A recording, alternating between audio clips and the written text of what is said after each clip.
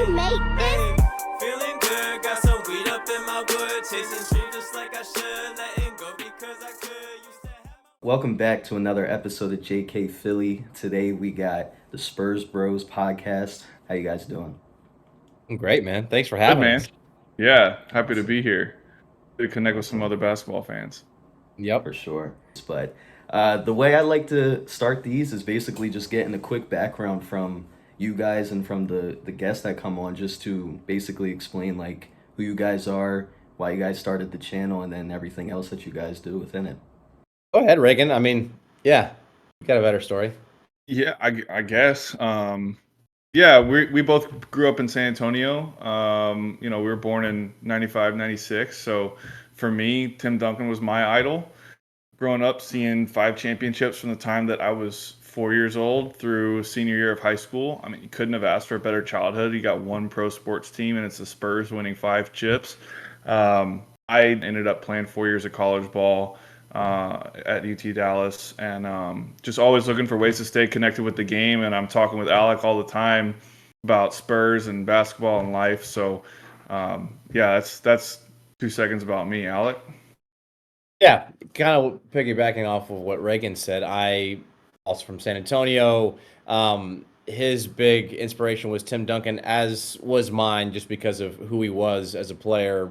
In my eyes, easily top 10 player of all time, greatest power forward ever. But since I being a basketball player and a guard, lefty, my guy was like Manu Ginobili. He was just the penultimate winner and competitor. I just love that as part of the DNA for the Spurs as well. And so, yeah, I didn't play in college, but I was, still pretty decent. Definitely could have. Definitely, yeah. I was first team All State and all that stuff. So yeah, we know what we're saying is we know ball, I guess. And so yeah, We might be washed now, but we know ball still. yes. And we started this podcast, as Reagan alluded to. We talk about it all the time. We have a group message. So Reagan was looking one day, right? Didn't you say you're looking for Spurs podcast to listen to? Yeah, it was like July. It was the dead of summer, and I'm like, man, like we're as far away from the basketball season as we can possibly be. Free agency was done. The draft had already happened. And I was dying for some Spurs content somewhere, and there just wasn't any. And the stuff that was getting published over the summer, like I was like, man, we could do better than this. And it's just so we ended up starting it right before the season started this past year, and it's just been I've gotten closer, I think, to Alec and definitely with Stuart and Tim. It's just been a good way for us to keep up and talk about one of our favorite things in life.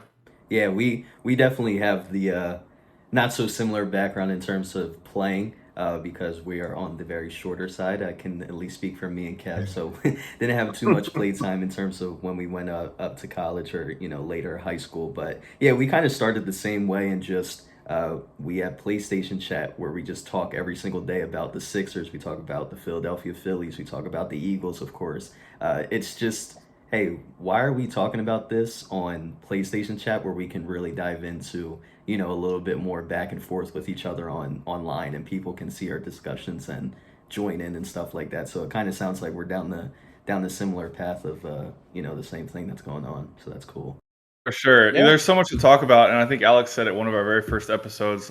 I still remember it. He was like, a lot of people talk about this stuff. We're just some of the dumbest people, dumb enough to put it online for the entire world to see and listen to every week. So, Right. we're here. We're sure we're getting judged. Our takes are getting picked apart, but it's been fun. Yeah, no, that's awesome.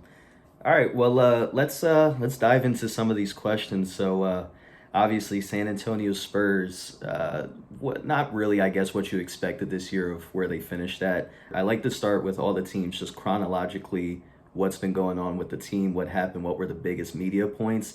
So the first thing that I have on the list, of course, is drafting Stefon Castle, number 4 overall. What has he really shown you throughout this season, and do you really have a lot of trust within him for as the years that go on with the San Antonio Spurs? Oh yeah. Yes. So I love Stefon Castle. I was huge on him from the jump. I'm so grateful that we picked him. It makes sense why the Spurs were looking at him and kind of had a close eye on him for a really long time, actually. But The reason is because he's a winner, right? That's like my whole theory of everything. Like, I just want to look for the people who have that, intangible it thing. And he obviously proved that at UConn. He was a massive part in their run, in that championship run. He was one and done. And he just continued to prove that as he grew into his role in San Antonio. He never shied away from any sort of moment. He took criticism, in stride. He was quiet, humble, stoic, and he just continued to improve as the season went on. He's aggressive. He's got that, that thing in him, that grit, tenacity in him. I didn't know, honest to God, I didn't even know he was such a high jumper until obviously the dunk contest. But man, I mean, he's a highlight freak as well, and he's just only shown leaps and bounds, step functions of improvement over the years. And so, yeah, I'm high on him. Let's just say that much. And I think he's just going to be a major part of the Spurs, future championship runs. Yeah, he was one of my favorite rookies to watch this year from another fan base. Like you said, every month just seeing improvement, knowing who he was, because I keep up with college basketball. I'd be lying if I said I knew every single first round pick that goes, but obviously him being on UConn, you saw a lot of them. And it's a shame because I feel like there should have been a little more hype around his rookie season, because it feels like all the national media talks about now is the older players. It feels like none of the younger players get much love. And he'd be a guy like, like you said, in the dunk contest, improving, game after game. It was like, I just didn't, from not being a Spurs fan living in San Antonio, I felt like I should have heard more about him. Like the one from the game I tuned in and saw. I was gonna like I respect that take from somebody who's not from San Antonio. We're a smaller market anyways, so we're kind of used to the situation where the national media isn't taking a lot of note of what's going on by the Riverwalk and the development of the guys. Even when we've got a team that has a streak of 20 years not missing the playoffs and winning 50 plus games, like it still was like, hey, everything they could do to talk about any of those big markets. But so it's cool that other teams' fans has taken notice. Part of the question was, do you trust Steph Castle?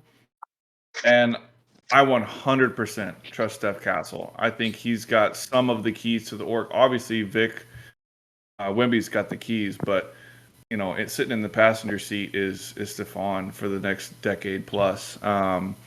But yeah, I think more of the attention should have shifted to him after Jared McCain went down. It should have happened sooner. I know that was probably tough for you guys to watch because he was going on a scoring tear to start the year. But I think ever since that injury happened, and Castle's been in a league of his own as far as the rookies are concerned.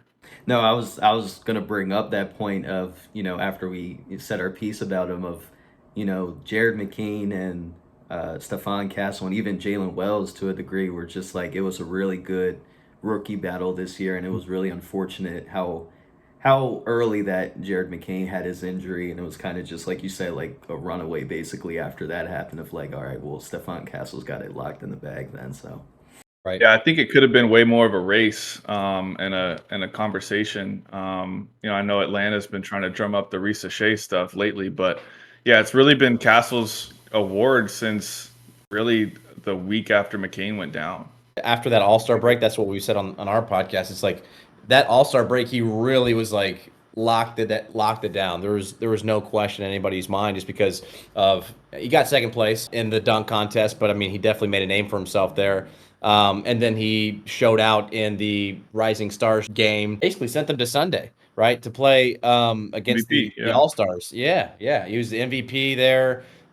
His team won. They got to play on Sunday against the All-Stars. I was just going to mention with McCain, I was going to say the one thing that really sucked about him getting hurt was once the whole team fell apart, like with Embiid and Paul George and Maxey all being hurt and it all fell apart, we didn't even have our rookie to watch anymore. Like it's something to latch onto. It's like he was out too. It was like we were just watching a bunch of G Leaguers and 10-day contract guys. It was tough. That's good point, true, man. If we hadn't had Castle when Wemby and Fox and Pop were all done, oh my God, dude, we'd be down bad right now, and I think we'd relate to you guys a lot more than we want to be relating to you guys right now. With how So true. So true. Yeah, so basically with I'll move on to the next question because it kind of relates in chronological order. Chris Paul, you guys acquiring him. I want to know first of like what your guys' thoughts are about him, you know, his role with the team and, you know, his presence and everything like that. But as the years go on, and I want to know from a fan's perspective, when you have a Chris Paul and then you have a young Stefon Castle, and then we're gonna jump into it later as well, but you get a De'Aaron Fox as well. What is it starting to look like of, you know, I want to know about Chris Paul specifically, but I eventually want to ask that question of like how they all relate on the same team and how that looks. I think the first reaction for me when the signing was announced in the summer was like, what the hell? Chris Paul's a Spur? Because he's been nothing but a rival for us since we were young on the Hornets, then to the Clippers. He hit the Game 7 shot in 2015 when we were trying to defend our title. That just came up on our pod a couple weeks ago. And then even in Houston, you know, same stuff. So he's always been this arch nemesis to us, and he's 100% a guy that when you're playing against him, you can't stand him for 1 second. There's been times as a Spur where I still can't stand him. But overall, like, it's been awesome to have him come in, and he's done exactly what we paid him $11 million to do, which was to take Steph Castle under his wing, mentor him, teach him, show him, you know, kind of how to read the floor, how to run an offense. We joked on the pod a while back that we don't want everything to rub off because we do want to get past the second round. But it's been really cool to have a legend, and I think even the last couple weeks, it's been more of an appreciation, at least for me, to kind of realize that, hey, we've got this 20-year vet on our team, and who knows if he's going to play another season. And if this is the last little bit, then it was awesome to have him in the building. Yep. And adding on to that, my whole thing is like, are you a winner or not? He's proven, unfortunately, over his career to not win when it matters most. But that said, I think the organization realized that, hey, we're not going to compete for a title this year, but we do need to take another step, right? The guys need to learn how to win, and that's what we've had on our team is a bunch of rookies, young guys, and it's really hard to make that leap. Like in a really competitive league, when any team can beat any team, it's really hard to put wins together to play for all 48 minutes. And I think him coming in to the Spurs organization really showed how to, you know, put games together and finish out quarters and start the half strong, do all these things that we just didn't do the previous seasons, past 2 or 3 seasons. I think that's really, really helpful. He showed up in big moments in regular seasons. This always happens. I mean, he'll hit a big clutch shot, and he did that time and time again, which put us over the top. And that's huge for us. That's huge for our DNA and for the culture and for the mindset of our guys going forward. Reagan mentioned the Steph Castle mentorship. You're starting to see that play out. I think just a few weeks ago, Steph was like, yeah, I would have made that pass before, but, you know, Chris Paul taught me how to make those reads. And so it was regarding a bad pass that he had, and I guess the media was asking about it. And so he's been playmaking a lot more off recently anyway. Like, just the assist Right. numbers have gone crazy the last 20 games of the year for Castle. So, Right. yeah, it's been awesome. And then with Fox, I'm sure he's picked CP3's brain a little bit too. And Yes. the excitement of having a Fox Castle backcourt for the next however many years is something that I know all of San Antonio and Spurs fans everywhere are like, we can't wait to see Castle in the starting lineup with Fox. Yeah, I think you never want to underestimate how much veteran leadership can mean for a player. Even in the short time he was here, when we drafted Maxey, you know, Maxey's not, you know, a top 5 playmaker in the NBA, but there was no playmaking ability when we first got him. He was a shot chucker.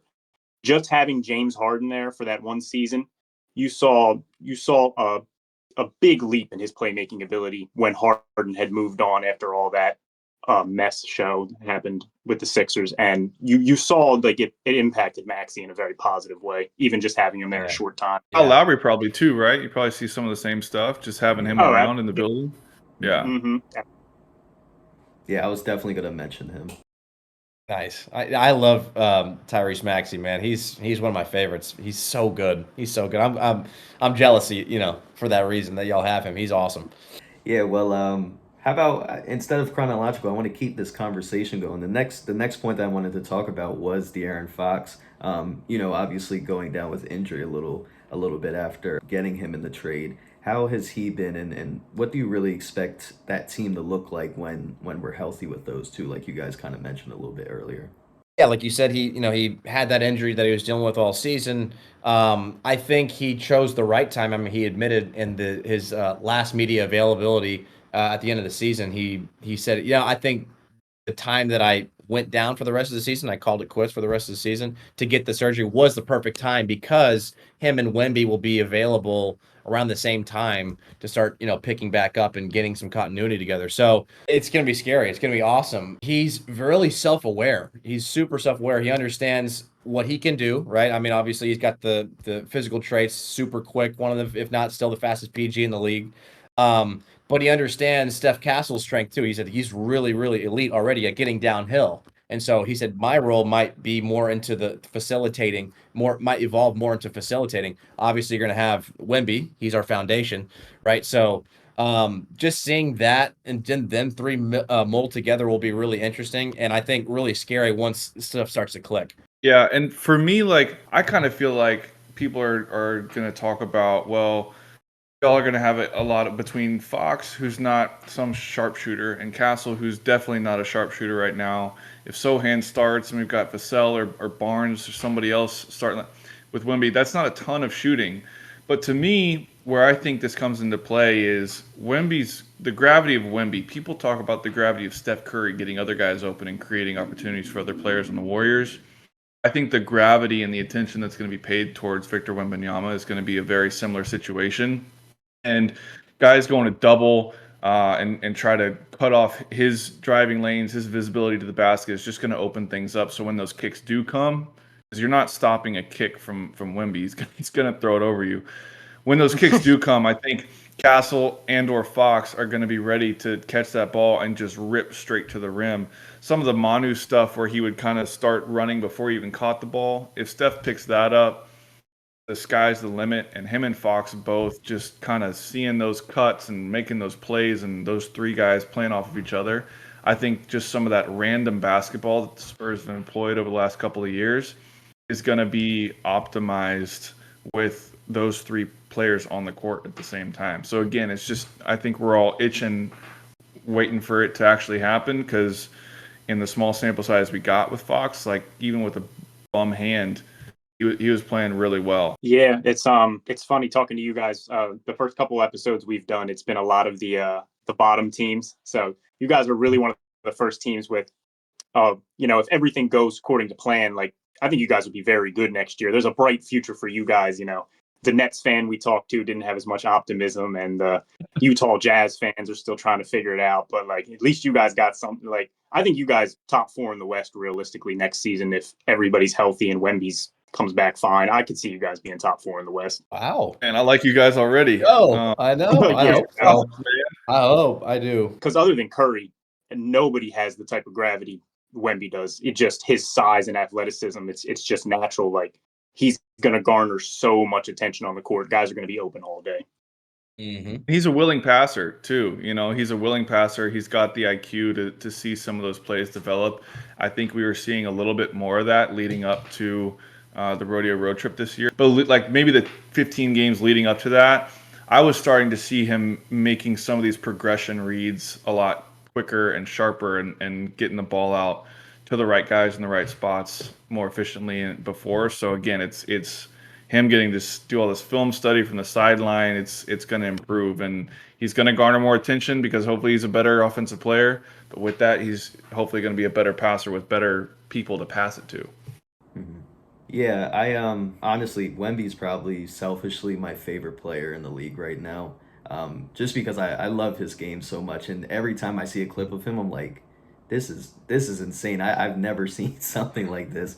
You probably won't see it for a long time, but just the talent that he is just crazy. But I did want to move in to the next point. I did want to talk a little bit about his injury, if there really is anything else to talk about it. But as we're going through some of this and we're mentioning a couple of other players and stuff like that, it's really making me think about the future that it's going to look like for that team And the name that popped in my head is, of course, Greg Popovich, and what that situation really looks like. And of course, with some of these stories that have been coming out of these head coaches getting fired that are really good. I don't really know what the situation is with Greg Popovich. I know that he's obviously has a lot of health concerns that he's dealing with, but just like for the future of that, how is that team going to look in terms of like the coaching aspect? I think that's the biggest question mark out of anything right now. And some people would say, well, no, y'all got to figure out, personnel and who are you going to bring back and how's it going to work. But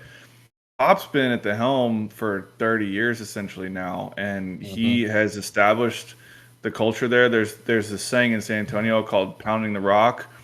That's all up in the Spurs facility, and that's a Pop thing. And the metaphor is, a guy's pounding on a boulder over and over and over again, and the first 100 hits, nothing happens, but then the 101st hit, it breaks, and it's not because of that one hit, it's because of all the work that's led up to it. That's what San Antonio is, and that's come from Pop. So selfishly, it's like, Pop, we got to have you make a decision, man. Like, where are things at? Season's over. The longer that you take to make this decision, Right. like as harsh as it comes across, the harder it is for the Spurs to kind of set themselves up for the future. And there's some big name coaching talent out there right now, and all four of these guys have San Antonio Spurs ties. Mike Brown was an assistant under Pop. So was Bud.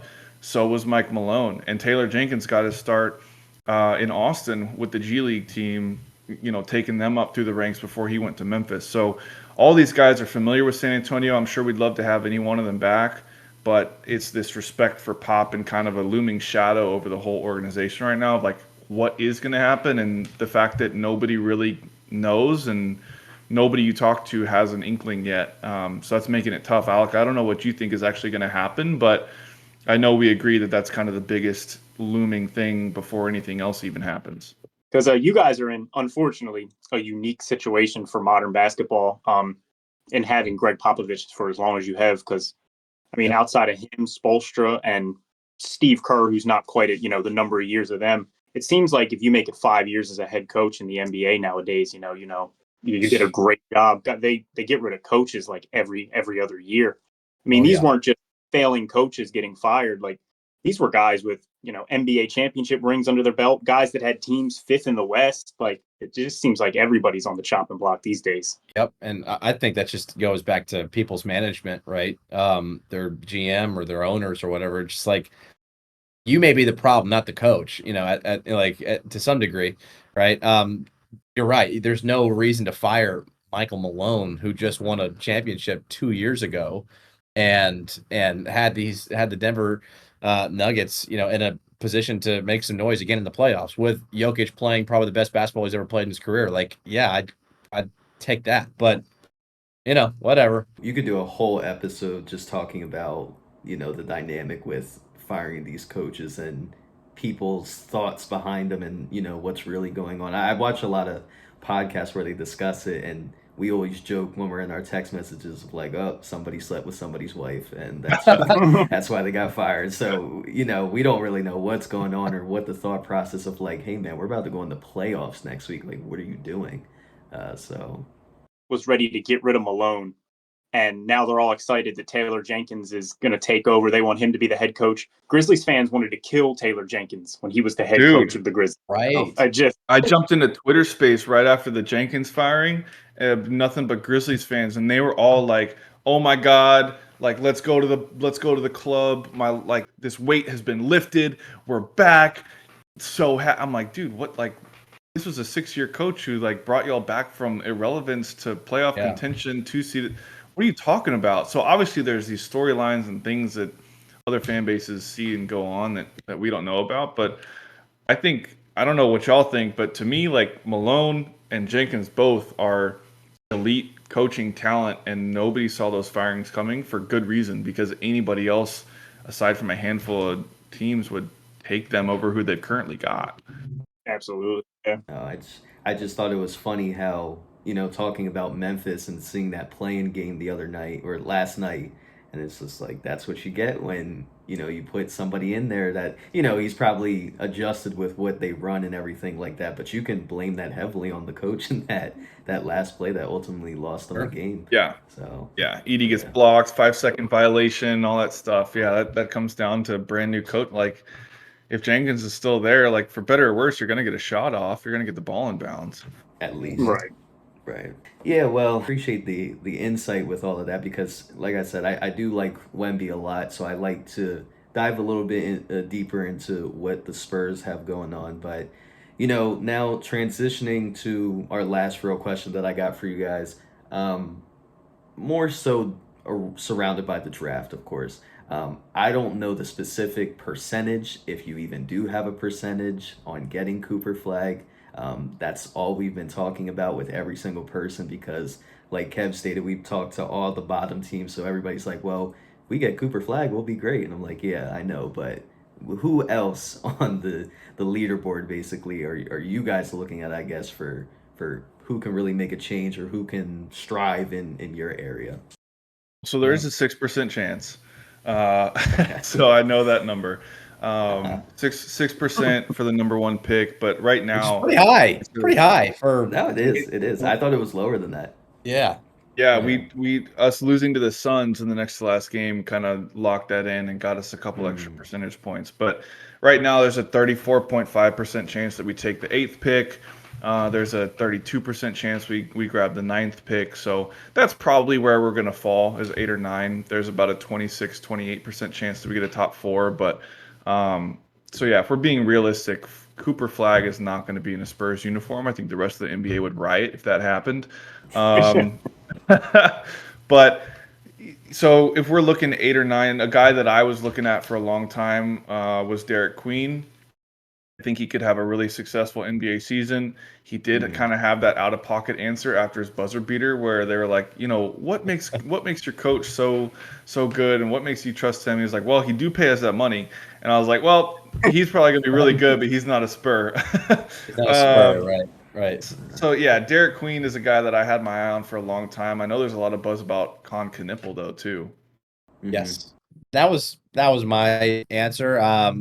People aren't hyping him up; they're comparing him to like a Doug McDermott in the NBA. Which is great shooter and great guy who comes off the bench. But I like him just because we do need shooting, and we want at this point in time, especially if we do get 8 or 9. I personally want less downside risk and somebody who can come in immediately and make a difference. And the best way to do that is either shooting, shot blocking, if we can get, maybe Malawatch or something as well. But like those two skills are, we'll pay whatever for those. So we definitely need both of those because that's what we need. We need backup center for Wemby. He doesn't love to play the 5 whenever he is out there, but it doesn't matter wherever he does play. Whenever he sits down is the problem. Is we were rocking with the guy who was on a 10-day contract with us. Yeah, Bismack Biyombo. For the basically the remainder of the season after the All-Star break and especially after Wemby went down, he was our starting center. The other pick too is right now it's slotted at 15, but Atlanta lost to Orlando last night, and they've got one more chance to make the playoffs. If they fall out of the playoffs, maybe it'll be higher. But the second pick that we're going to take this year is via Atlanta, which is going to be kind of mid-first round. One name that I've seen and that I need to kind of look a little bit more into would be Rasheer Fleming. He's got a kind of NBA body, and I think he'd be a little bit more on-ball skilled type of Jeremy Sohan is kind of what I see there. A little bit more versatility on the offensive side, but big body, long, can guard multiple positions, somebody like that. But if you look at the Spurs Bros podcast over the last couple months, we've been we do a tankathon spin every week. We've been very consistent for the last month of like that second pick. I don't think we really want to make that pick. I don't think we want to actually hold on to whoever we, falls to that position. So if it's trading back to gain extra draft capital, if it's pairing somebody like Devin Vassell or Keldon Johnson or somebody like that with that 15 to move up, With the first and move into a top 4, top 3 type situation, I think there might be some movement there. With the idea being, do we really need another 18-year-old at that 15, 16 draft spot? No, is our consensus answer. We want somebody that's a little bit more seasoned veteran and let somebody else take on another 18-year-old project. Okay. Yeah, I think you guys, to be honest, I think you guys are in a perfect position to be picking 8th or 9th and 15th. You went out, you got the big free agent, and well, not free agent yet, but you got De'Aaron Fox and brought him in, and you already have the generational talent, so you're not hoping a guy like that falls to 8 or 9. I mean, you are, but you don't need it. So if you guys can hit 8 and 9 on 2 really good role players, guys that you get a guy that averages 15 while the rest of them guys are, because the main scores are going to be Fox and Wemby. And like you said, a 3-point shooter who's really consistent at 15. I think that would be golden for you guys. No, I like that. Kev's a little bit more versed into the college basketball world, so in terms of like, I know probably like top 5 that are supposed to go top 5, and then everything else just kind of trickles away from my brain. So I like I let Kev talk about that. That's kind of Stu for us. Stewart is a much bigger college basketball head than Alec and I typically are. Yeah, well, that is all the questions that I have. Kev, if you have anything. Yeah, I got one. I was thinking, out of the dudes that came before Wemby, like him and Vassell and Johnson, which of those guys, and maybe somebody else I didn't name, which of those guys do you like going forward to really help this team? And which ones are you just kind of like, like, I don't know, like we can move on from him and it wouldn't break my heart. Yeah. See, that's a sticky situation as well. That has our fan base torn apart like crazy. I mean, I'm sure this is like this in every organization, right? The true fans are arguing, this person needs to go, this person needs to go. But for us, it is literally those players. I think Keldon Johnson stays. I would love him to stay long term. I think the Spurs want to keep him long term. He was a starter at first. He was an Olympian. He's a gold medal champion. In the last, not the last Olympics, but the Olympics before that. And then he went to a bench role, and then he's moved to an even lesser role in this year. And he did it with poise, and he did it with just like a plum, and it was just beautiful. So I think keep him long term. Sohan, I personally still like him.